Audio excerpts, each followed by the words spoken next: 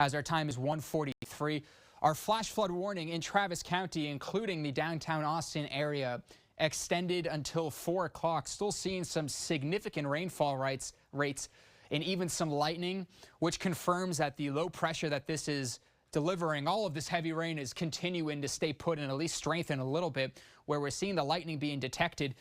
Western Travis, portions of Burnett, even clipping a little bit down of Blanco County, seeing some heavy rain. This is Spicewood moving down 71.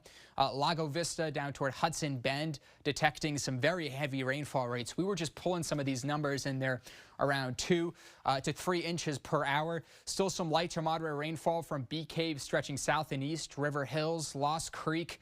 The whole Bee Cave area is just outside of the heavy rain. But notice the 1 hour loop. This is very stationary.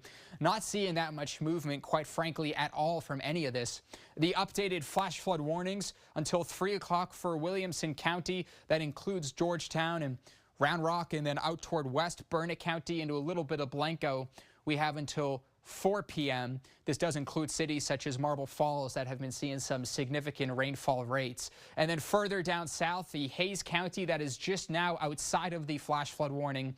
They were in one that has since been expired, but that's quickly approaching the San Antonio area, even clipping a little bit of Caldwell County as well, just north of I-10 and State Highway 90. So you could see all the flash flood warnings, and then in the dark green shading, that's a flood watch, which means we're still continuing to see some heavy rainfall.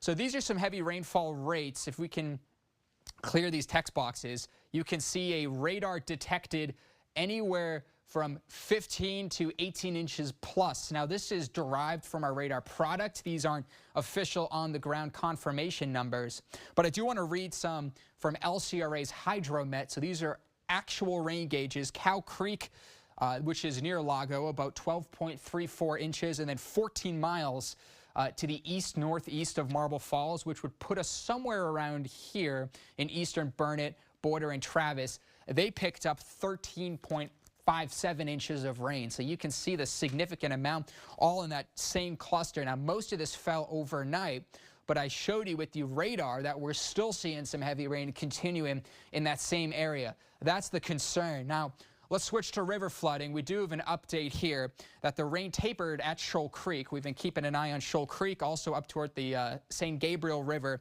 through Georgetown, just north of Taylor and Hutto. The peak forecast is going to be over 30 feet. That's from the NOAA River Forecast Center. A flood warning continues through Georgetown. This morning, we did have evacuations underway for some specific people on the South Fork area of this river. In KXAN.com, we do have the latest numbers on that. But I want to put a picture to this as we end this cut in the coming 30 seconds or so. Clouds and radar walking you through the remainder of the afternoon hours. Here's 3:30, still keeping some heavy rain in that same area. So that St. Gabriel River cuts right through Williamson there. Now out toward the hill country, could see a isolated shower or downpour, but this is more of a 35 corridor problem, which is why we have the flash flooding continuing.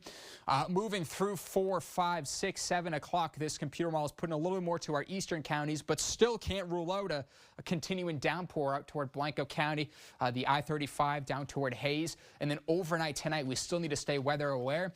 KXAN.com has the latest updates for you. Back to your programming.